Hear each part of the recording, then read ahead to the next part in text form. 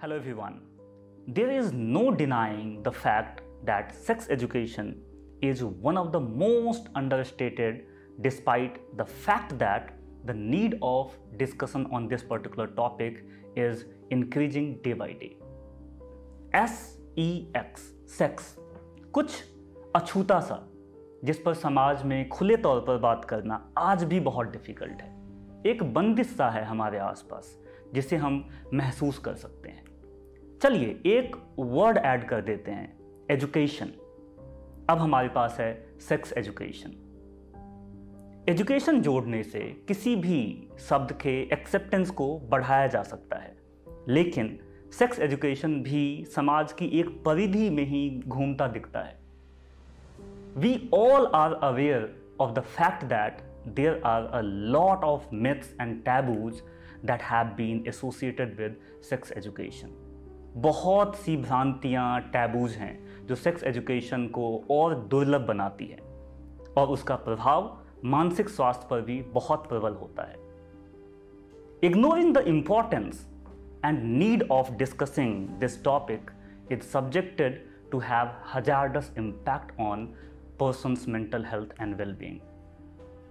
इस टॉपिक पर बात करने के लिए जो हमारे साथ हैं, जो हमारे साथ मौजूद हैं, उनको इंट्रोड्यूस कैसे करें? किसी सेमिनार, वर्कशॉप में गेस्ट को इंट्रोड्यूस करना एक प्रथा सा है, इसलिए मैं भी इस प्रथा को आगे बढ़ाता हूँ, लेकिन थोड़ा डरा हुआ हूँ कि क्या बोलूँ, और ऐसा लगता है कि मेरे द्वारा उनका परिचय उनके व्यक्तित्व को सही तरीके से आपके सामने रख भी पाएगा या नहीं। मैं बात कर रहा हूँ डॉक्टर गोपा भारद्वाज की। वो दिल्ली यूनिवर्सिटी में आर्ट फैकल्टी की डीन और साइकोलॉजी डिपार्टमेंट में हेड के तौर पर अपना योगदान दिया है और 40 से ज़्यादा डॉक्टरल थीसिस को सुपरवाइज किया है। 100 के आसपास रिसर्च पेपर और साथ ही अनगिनत ऐसे कार्य हैं जिनको यहाँ अंकित करना पॉसिबल नहीं है, जिसको यहाँ अंकित नहीं किया जा सकता। आप डिस्क्रिप्शन में दिए लिंक पर जाकर डॉक्टर गोपा भारद्वाज के बारे में पढ़ सकते हैं। साइकोलॉग्स मैगजीन के लिए भी यह सौभाग्य की बात है कि वो हमारे चीफ एडिटर एडवाइज़र भी हैं। उनके साथ मेरा संबंध भावनात्मक भी है। समय का सदुपयोग करके जो संतुष्टि मिलती है वो हमेशा ही डॉक्टर गोपा भारद्वाज से मिलकर अनुभव करता हूँ, क्योंकि इनसे मिलकर ज्ञान का जो प्रवाह मेरी तरफ होता है वो अद्भुत है। So today's topic is myths about sex education and it's consequences for mental health. यौन शिक्षा से जुड़े मिथक और मानसिक स्वास्थ्य पर इसका परिणाम। Thank you so much ma'am for joining us. I am your host for this particular session and your opening remark. वो आपको गलत रास्ते पे कभी कभी ले जाती हैं, और स्पेशली ये जो सेक्स रिलेटेड मिथ्स हैं ये तो काफी घातक है मनुष्य समाज के लिए। मैंने थोड़ा सा पढ़ा कि ये क्या कारण है कि दुनिया में लोग सेक्स के बारे में बात नहीं करना चाहते हैं और उसको नकारते हैं, उसको घर से बाहर रखते हैं, लेकिन रोज की जिंदगी में they are using it, they are practising it. ये एक बहुत जो है कॉन्ट्राडिक्टरी काइंड ऑफ सिचुएशन है हमारी जिंदगी का। तो अगर मिथ से ही शुरू किया जाए तो पहली बात, जो सेक्स के बारे में जो धारणाएं बनी हैं, सेक्सुअल बिहेवियर, सेक्स तो एक्चुअली फिजिकल पार्ट है। जो इम्पोर्टेंट है हम लोगों के लिए वो है sexual behaviour, how it is practiced, how it is perceived, and how do we get attached to it socially, emotionally, physically, and whatever way you want to see it. It is a kind of a muted topic, something known as the hidden truth of behavior. बच्चे जब पूछते हैं कि हम कहाँ से आए, माँ बाप बड़ी मुश्किल में पड़ जाते हैं, कैसे बताएं? क्यों? क्योंकि उनके मन में है कि ये बातें जो है सामने नहीं आनी चाहिए, खुल के नहीं आनी चाहिए। तो एक ये आइडिया बनता जाता है बच्चे के दिमाग में भी, और फिर वो तरह तरह के सोर्सेस ढूंढता है इसके आंसर के लिए। कुछ कोशिशें की गई हैं बर्ड्स एंड बीज के तौर पे, लेकिन मनुष्य जीवन में वो कितना प्रभावकारी सूचना है हमें नहीं पता। तो ये सब मिथ्स क्यों हुई, थोड़ा सा हम डिटेल में जाना चाहेंगे। देखिए, अगर इतिहास देखा जाए और स्पेशली भारत का, तो आप पाएंगे कि जो सबसे ज्यादा म्यूटेड एंड साइलेंस्ड वॉइस है वो है वुमेन की। वुमेन को आगे नहीं आने दिया गया। क्यों? क्योंकि जो वुमेन की फिजिकल कंडीशंस है, माँ बनना, जो कि बहुत एक इम्पॉर्टेंट एस्पेक्ट है, उसकी वजह से जो फिजिकल वीकनेसेस आ जाती हैं और उसके दायरे सीमित हो जाते हैं, उसकी वजह से उसको वीक माना गया। और इसकी वजह women, like I said, the muted and the silenced voice of society, उसको मतलब प्रैक्टिस करना पड़ता है एक फीमेल को, एक वुमेन को, और धीरे धीरे यही प्रैक्टिसेस जो है कल्चर के रूप में आने लगती है और एक कंपल्शन बन जाती है कि व्यक्ति को व्यक्ति के रूप में नहीं देखना है। व्यक्ति को देखना है, क्या वो नारी है, क्या वो पुरुष है, या other sexes. Gender related issues आ जाती हैं जो एक इम्पोज्ड वीकनेस की वजह से, due to physical activities of motherhood and the woman's inability to contribute strength wise, and also a compulsion to remain within boundaries for some time, has created this problem, this eternal problem that is around women's existence. I didn't find any problem with men. Fortunately, there is nothing like that. So what happens is that the women start getting preconceived roles. They have to do like this. They don't have to behave like this. The whole life goes between the yes and no imposed by the society, just because she is bearing a child, and because of that the physical weakness comes. So there is this social, cultural, physical, all are integrated, and this creates a bias.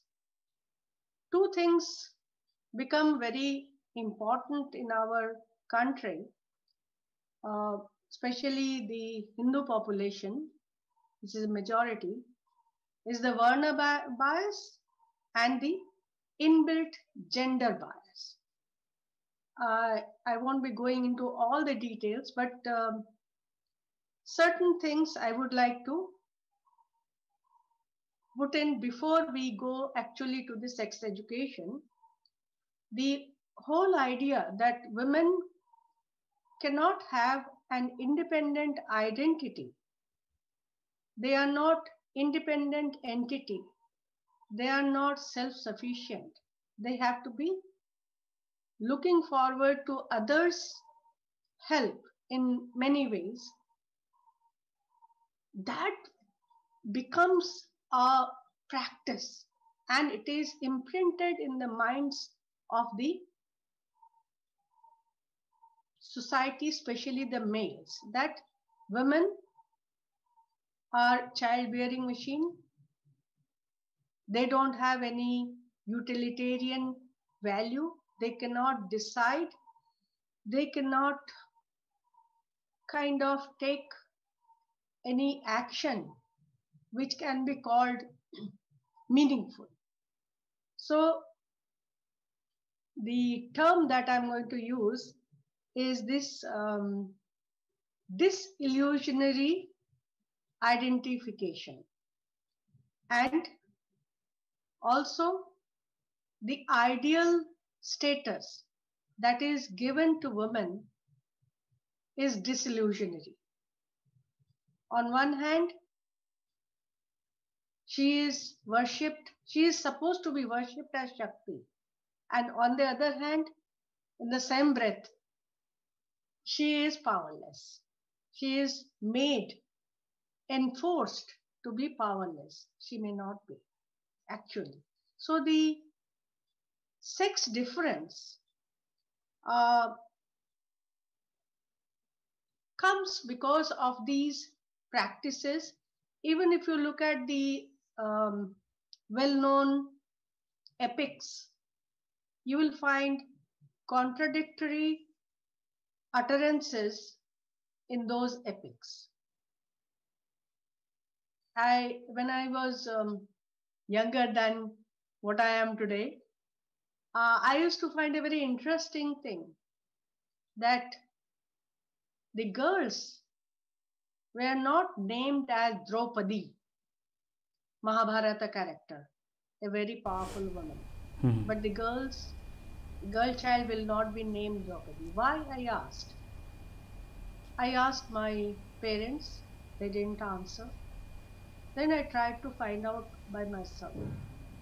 And I found that a girl should not be having more than one sexual partner. But there was no barrier, no such barrier for men. So men could have any name, Arjun or anybody, having thousands of wives. But a woman having 5 husbands, her name is not to be continued. Then everybody was taught to be ideal like Sita. Her character is wonderful, but the depiction is that she is known for her tolerance, not for anything else,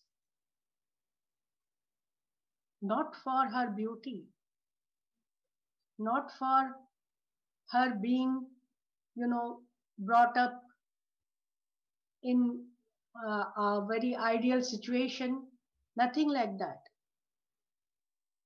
सहनशीलता, क्या सिखाया आपने? ये psychological impact है कि a girl, a woman has to be सहनशील, whether rightly or wrongly. She doesn't have any right to decide whether she was, taken by her husband or by anybody else forcefully, or the decisions of others were imposed on her. So, ये जो contradictory बातें हैं, ये जो है हमारी patriarchal society का base बन जाती है. और जहां पेट्रियार्कल सोसाइटी होती है, वहां women does not have much significant role. She is to be dominated, she is to be dictated, she has very preconceived, prescribed roles just because she is a woman. Nobody tries to know what are her powers, what is motherhood, how she becomes a mother. Nothing is told about. They remain unsung, even if they have contributed significantly towards the family, towards the society, towards her husband. So, as a consequence of this, because of the explosion in terms of population, then some diseases like HIV, AIDS, and other kinds of physical diseases, we find that the world cried hoarse that there should be sex education. Without understanding, without clarifying why this need arose at all. What was the need for asking for sex education? So, when it came to our country, nobody looked at the reason. They only looked at the disease or the consequences, population explosion, for example, or HIV AIDS. All these things, one just took it at the face value and said, okay, give sex education, all knowledge about sexual behavior, whether through bees and birds, but that will, eradicate such problems, which was a very wrong notion. Now, if you understand, if you try to understand the realities of sex education and the need for it, the basic root is a myth itself, that women need protection. So, children should be taught about the sexual behavior straight from the school level. Nobody looked into the social consequences. The policymakers didn't look at the social consequences, social causes. Instead of empowering, the whole thing became too mechanical, the sex education, which was supposed to be from 2006, 2007 onwards. Through the government policy, it became a compulsory part, but we'll come to that little later. बात किया ना, rights of main के बारे में कोई insight दिया. इसका जो मेन उद्देश्य था सेक्स एजुकेशन का in syllabus, firstly there was a hue and cry that children should not be given this kind of education because it was compared as or taken as pornography, which is a taboo. It is not a pornography. The main thing that is there is the knowledge and developing the skills, understanding to deal with life. Life in the sense that this inevitable reality of human behavior, that was taken as a compulsion, and some explanations were added to that. And if you look at the sex education part of the education policy, you will find that mainly the idea was health, not mental health, physical health. And they were based on prevention of, health deterioration or any kind of disease. So the health became one of the prime objective. Then prevention of unwanted sexual behavior, which leads to starting of pregnancy to sexual diseases, STDs, and some very unfortunate things like AIDS. And then the third emphasis was on the cure. How do we cure the physical part? But what they perhaps forgot is that prevention is better than cure. How do we prevent any untoward accident happening? You learn driving. Why do you learn it? Because you don't, or the society को नहीं चाहिए accidents. इसी तरह swimming सीखते हैं कि डूब ना जाए. तो जो बेसिक नॉलेज है, इंफॉर्मेशन है, वो उसका अप्रोच गलत हो गया. फिर जनरल हेल्थ और उसके conditions, say for example the nutrition, that part was missing.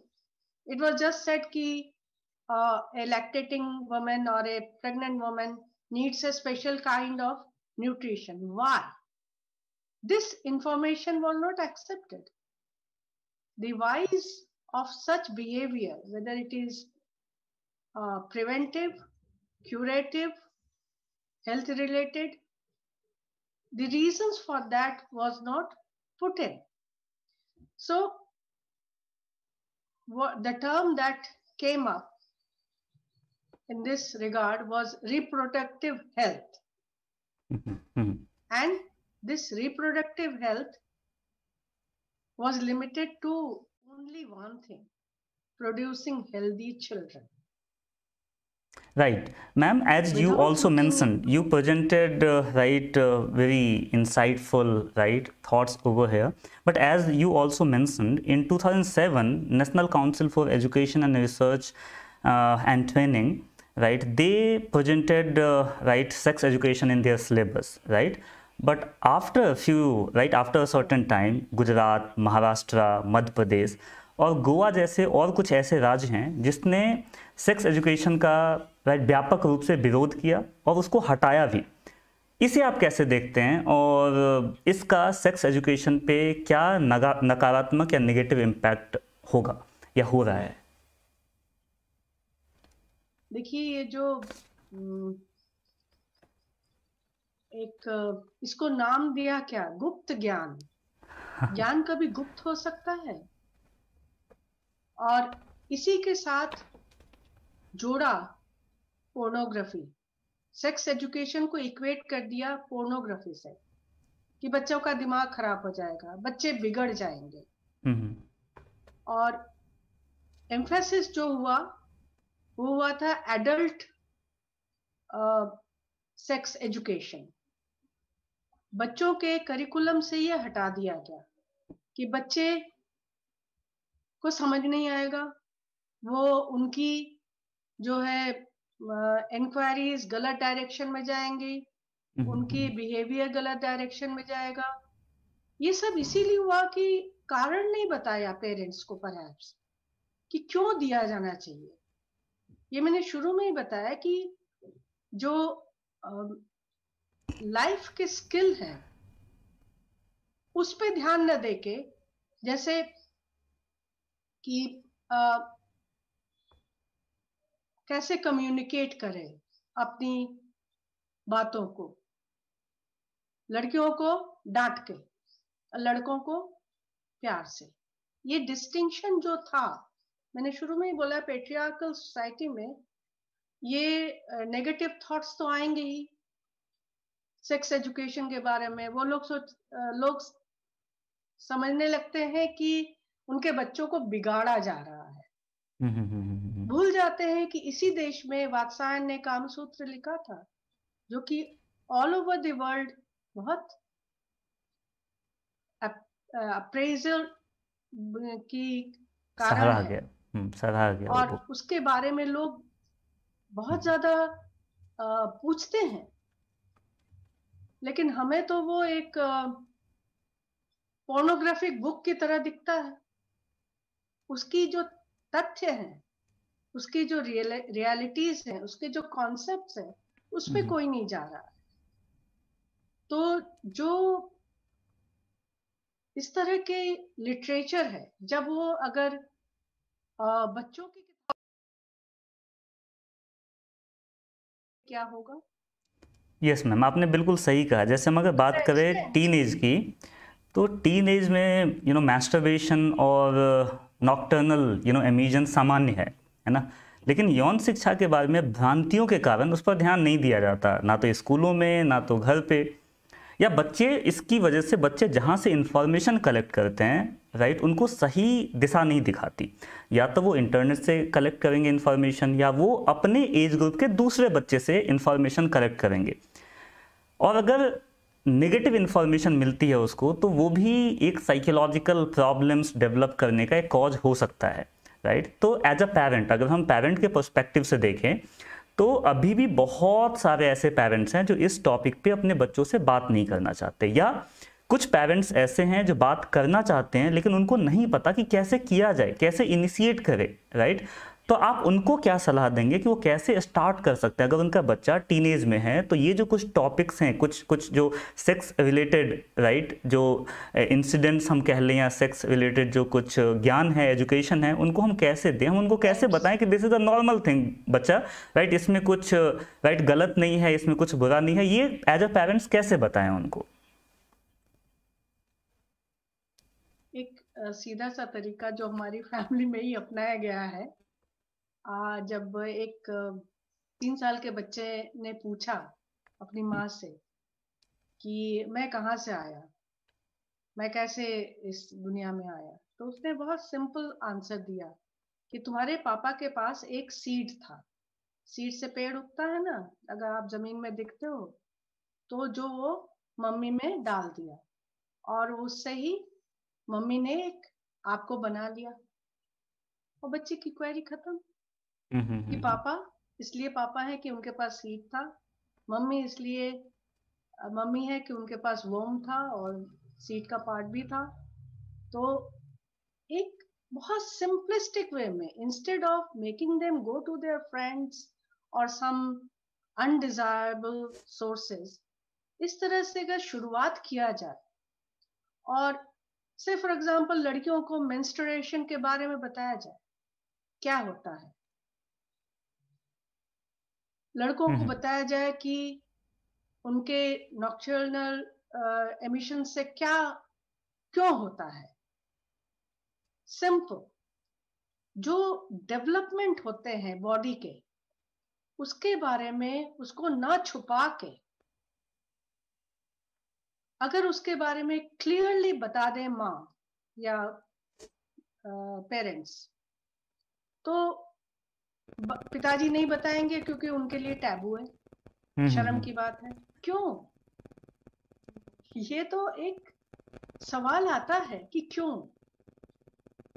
Menstruation is the first sign of motherhood, जिसको आप लोग पूजा करते हैं, और उसी के फिजिकल सिम्टम को आप दूर भगाते हैं, उसको टैबू बना देते हैं, उसको एक्सेप्टेबल नहीं रखते हैं, उसको रेजिस्ट करते हैं। और इसीलिए एक जो एटीट्यूड बन गया है towards sex, that is what is killing the society. इतने रेप्स क्यों हो रहे हैं? एक्स्ट्रा मैरिटल अफेयर्स क्यों इतने ज्यादा बढ़ते जा रहे हैं? और ये बहुत अनफॉर्चुनेट है। और बच्चों में, स्पेशली यंग बॉयज में, जो ये क्यूरियोसिटी है टुवर्ड्स फीमेल बॉडी, उसको अगर आप कम करना चाहते हैं तो बेस्ट तरीका है आप उनको फीमेल बॉडी के बारे में बताएं, मेल बॉडी के बारे में बताएं। एडोलेसेंस में जो चेंजेस आती हैं, क्यों आती हैं, किस लिए आती हैं, आपने उसको सही। बताएं। एक उसको एक एक एक, ग्राफिक एक डिटेल में हाँ, बताने की जरूरत मिनिस्ट्री नहीं है। Of women and child development की एक स्टडी है, right, child abuse in India. वो स्टडी ये कहती है कि उनके स्टडी में जितने बच्चों ने पार्टिसिपेट किया उसमें 53% बॉयज़ और 47% गर्ल्स थी जिसने किसी न किसी फॉर्म में, राइट, सेक्सुअल एब्यूज़ फेस किया है, राइट। तो आपका कहना है कि अगर हम इन सब तरीके से अगर हम बच्चे को बताएं, अगर हम मेल और फीमेल बॉडी में डिफरेंसेस बताएं और हम ये बताएं कि राइट, मॉम और दूसरी गर्ल्स जिसको आप देखते हैं उनके बॉडी पार्ट्स और आपके मॉम के बॉडी पार्ट्स में कोई फ़र्क नहीं है, राइट, तो इन सब चीज़ों को फिक्स किया जा सकता है। लेकिन आपको क्या लगता है कि जी हाँ। इन इन सब बातों को जानते हुए, राइट, जो कुछ पॉलिसीज़ हैं हमारे, राइट, इंडिया में, जिसकी हमने अभी कुछ टाइम पहले जिक्र भी की, कुछ स्टेट में ऐसी पॉलिसीज़ हैं जहां वो सेक्स एजुकेशन इंक्लूड नहीं करना चाहते अपने पाठ्यक्रम में। या एक और, राइट, बात मैं आपसे पूछना चाहूँगा, ये मेरी क्यूरियोसिटी है कि एज अ सोशल साइकोलॉजिस्ट आपको क्या लगता है कि हम किस तरीके का कन्वर्सेशन एक समाज में स्टार्ट करें जिससे ऐसे वर्ग के लोग जो एजुकेटेड नहीं हैं या एजुकेटेड हैं भी और सेक्स एजुकेशन की बात नहीं करना चाहते, वो प्रोत्साहित हों इस पे बात करने के लिए? हम क्या कर सकते हैं ऐसा? हाँ, आपका सवाल बहुत सही है और बहुत सिग्निफिकेंट है। देखिए, बॉडी पार्ट्स, हम शिवलिंग की पूजा करते हैं, बच्चों को पता नहीं है कि लिंग क्या होता है, उसका जो शेप है, उसका जो सिग्निफिकेंस है, वो क्या है। न लड़की को न लड़के को, लड़कों को भी नहीं पता होता है। वो सिर्फ अपने शरीर के पार्ट को एक प्लेजर प्रोड्यूसिंग और प्लेजर सीकिंग अंग मानते हैं और जिसको एनकरेज किया जाता है। चाहे आप टीवी देख लीजिए, सिनेमा देख लीजिए, लिटरेचर देख लीजिए, एक मिस्ट्री बना रखा है फिजिकल पार्ट्स को, और जबकि उसकी पूजा करते हैं प्रत्यक्ष रूप में। वुमेन के बॉडी पार्ट्स को भी देख लीजिए, दिखाना नहीं है, लेकिन आप अजंता, इलोरा, हर जगह जाइए, वहां आर्ट के रूप में पूजी जा सकती हैं, आर्ट के रूप में अप्रिशिएट की जा सकती हैं। लेकिन women is not supposed to show her body parts which are sex related and taboo. ये जो मेंटालिटी है, इसके बारे में बच्चों को बताना पड़ेगा, पेरेंट्स को बात करना पड़ेगा।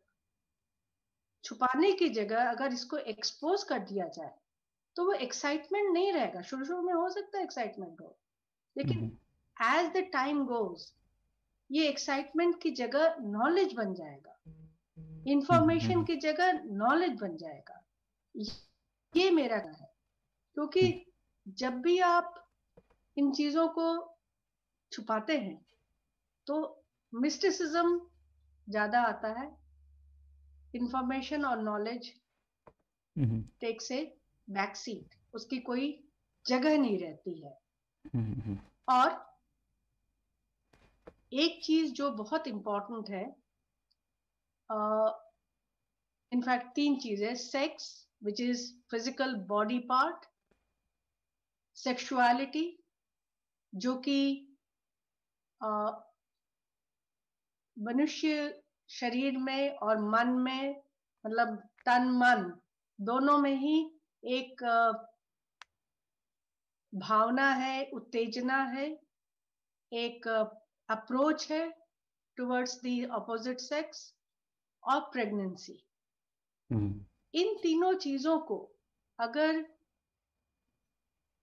डायरेक्टली बताया जाए, नॉट इनडायरेक्टली थ्रू बीज एंड बर्ड्स, नहीं, अगर डायरेक्टली सॉफ्टली बताया जाए तो ये समस्या का बहुत कुछ समाधान हो सकता है। अब देखिए आप, सेक्स एजुकेशन का ही सब स्टेट्स ने क्यों रिजेक्ट किया? क्योंकि उनको लगा कि बच्चे बिगड़ जाएंगे। ये बातें बताने वाली नहीं है, लेकिन मां बनना जरूरी है, शादी होना जरूरी है, सेक्सुअल रिलेशंस के उपयुक्त होना, नपुंसक ना होना, ये सब भी जरूरी है। तो अगर बच्चे की, मैं एक छोटा सा इस आउट ऑफ द वे बता रही हूँ कि अगर जेंडर से, अगर मेल सिर्फ सेम सेक्स में ही इंटरेस्टेड है या फीमेल अपने सेम सेक्स में ही इंटरेस्टेड है, व्हाट इज रॉन्ग? ये बताना होगा, हमारा एटीट्यूड को बदलना होगा। और एजुकेशन का, यहाँ सेक्स एजुकेशन का स्पेशली कुछ बातों पे ध्यान देना बहुत जरूरी है। और ये लाइफ स्किल्स के रूप में आती हैं, जैसे communicating your feelings to others, not as a arrogant aggressive person जो होता है, जो हमने देखा, जो फीमेल बहुत ज्यादा जेंडर इश्यूज के बारे में जागृत होती हैं, नॉट ऑल ऑफ देम, कुछ लोग बड़े ठाट से इसको, बहुत एग्रेशन के साथ इसको करते हैं। Aggression is not going to bring in proper behaviour in others and also in you. So basically जो लाइफ के स्किल्स हैं वो सेक्स एजुकेशन का पार्ट हो सकता है। ये मेरा ही सजेशन है। जैसे कम्युनिकेशन स्किल्स है, लिसनिंग स्किल्स है, listening to yourself, listening to others, changes in your perspective, not just getting driven by your physical needs. Then decision making about your sexual life, that is also very important, वो बहुत important है। और specially जब आप negotiations में आते हैं, आपका प्रॉपर अप्रोच क्या होगा? अब देखिए, नेगोशिएटेड मैरिजेस ज्यादातर होती हैं हिंदुस्तान में। उसमें क्या देखा जाता है? लड़की की रूप रंग वो क्या है, उसकी इच्छाएं क्या है, कोई नहीं पूछता। पूछते भी तो शायद 0.01% पूछते हैं। फैमिली बैकग्राउंड को छोड़ ही दीजिए, आर्थिक बात मैं नहीं कर रही हूँ, लेकिन जो स्पेशली लड़कियों में एक जो recognition of stalking and interacting, ये डिफरेंस क्या है, ये बताना पड़ेगा। Sex education is just not physical part, it is also behavioural part, जो हमारे सिस्टम में नहीं है अनफॉर्चुनेटली। फिर जो power to decide, power to say no is also very important. जो maladaptive sexual behavior होते हैं, आप देखेंगे, if you go into the details, उसमें लड़का हो चाहे लड़की हो, दोनों में ही the power to say no is not encouraged, is not taught even. Wrong and right के बारे में बड़ी शिक्षा दी जाती है, ये करना चाहिए, वो करना चाहिए, लेकिन जब सेक्स का मसला आता है तो उनके क्या पावर्स हैं, accepting the physical part of it, वो क्या है, जैसे मैं आपको बताऊं कि स्टेट्स ने क्यों रिजेक्ट किया, क्योंकि there was public hue and cry. और पब्लिक ह्यू एंड क्राई क्यों थी? जैसे मैंने शुरू में कहा कि preconceived notions about gender behaviour. लड़के को ऐसा ही होना चाहिए, लड़की को ऐसा ही होना चाहिए। फिर जब वो बाद में जब वो धारणाएं टूटती हैं तो फिर एक डिसअपॉइंटमेंट आता है, डिस्कॉर्ड आता है। और जो छुपी हुई बातें हैं, जो पता नहीं रहता है, उसको जानने के लिए बच्चे या तरुण या युवा गलत राह, गलत ढंग से उसका उपयोग करते हैं। बसों में, क्राउडेड प्लेसेस में और डिफरेंट ओकेजन्स पे जो एक बॉडी का दूसरे की बॉडी का जो उसकी इच्छा के बिना इस्तेमाल होता है, उसके बारे में कोई बताता है? सिर्फ न्यूज़पेपर में ही आता है। ये जो हमारी कमी। सभी क्वेश्चंस तो हम नहीं ले सकते बिकॉज ऑफ समय की बहुत कमी हो गई है। एक टीनेजर का एक क्वेश्चन है, राइट, रेणुका नाम है उनका, उन्होंने क्वेश्चन किया, मुझे बहुत टच कर रहा है क्वेश्चन, तो इस क्वेश्चन का आंसर लेंगे और इसके बाद समय की कमी की वजह से बाकी नहीं ले पाएंगे। तो ये लिखती है कि मुझे ऐसा डर है कि अगर मैं घर पे उन सभी चीज़ों को बताऊं तो इसको सही तरीके से नहीं लिया जाएगा, क्योंकि मेरे घर पे भी राइट रिलेशन होना या किसी के लिए इस एज में फीलिंग रखना एक बहुत ही नकारात्मक दृष्टिकोण से उसे देखा जाता है। तो मैं क्या करूं, ये मेरे लिए बहुत सारी समस्या उत्पन्न कर रहा है, मैं दुखी रहती हूँ, मुझे किसी काम में मन नहीं लगता क्योंकि सारी चीज़ें बहुत छुपा के रखनी होती है, तो मैं क्या कर सकती हूँ? तो ये बहुत ही टच कर रहा था मुझे ये क्वेश्चन, तो इसका आप अगर कुछ आंसर देना चाहें। ये रेणुका का ही प्रॉब्लम नहीं है, ये बहुत सारी लड़कियों का प्रॉब्लम है। और जो मैंने बोला communication, familial communication is missing। वो डर क्यों रही हैं, बात क्यों नहीं कर सकती? क्योंकि वो डरती हैं। जो रिलेशनशिप उनके पेरेंट्स या फैमिली मेंबर्स के साथ है वो अथॉरिटी प्रोन है, वो अथॉरिटी से डर रही हैं। और एक मन में हिचक आ रहा है कि क्या होगा।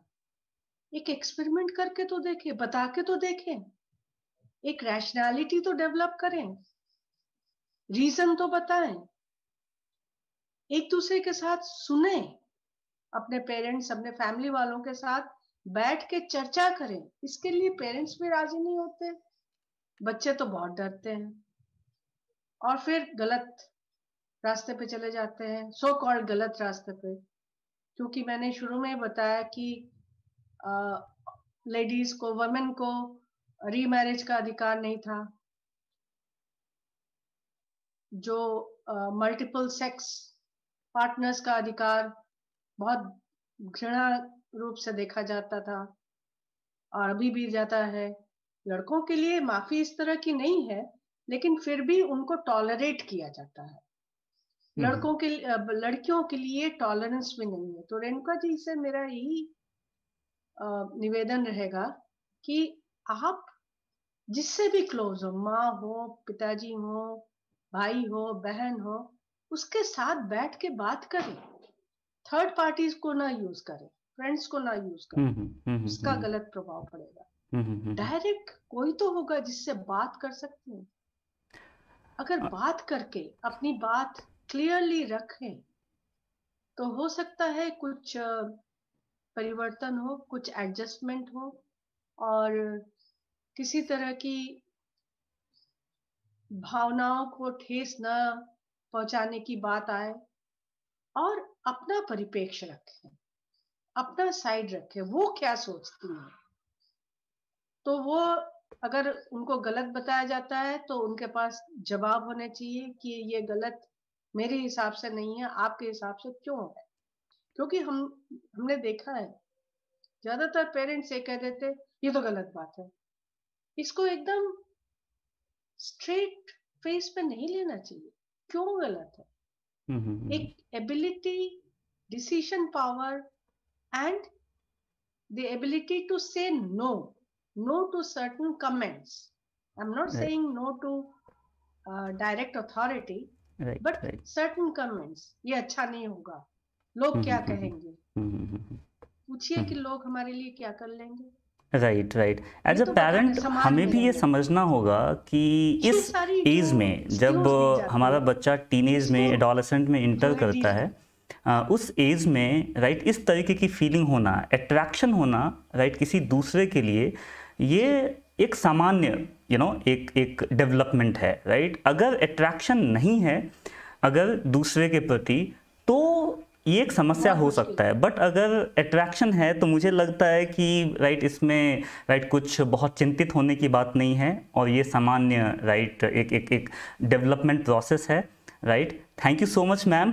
राइट हमारे पास टाइम कॉन्स्टेंट है थोड़ा सा right. Thank you so much इस इंसाइटफुल राइट सेशन के लिए, और मुझे उम्मीद है इससे बहुत लोगों को फ़ायदा मिलेगा और समय समय पे राइट जो आप हमें राइट हमारे दर्शक को जो आप इंसाइट देती हैं डेफिनेटली उनसे उनको बेनिफिट मिलता होगा।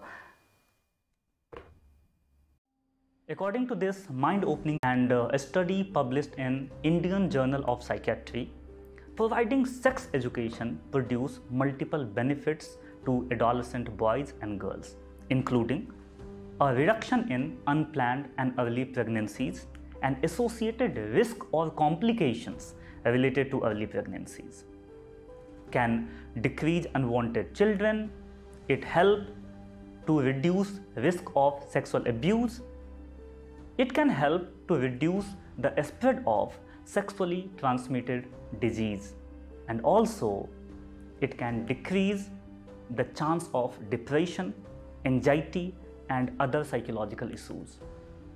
Make this kind of conversation common so it will promote mental well-being.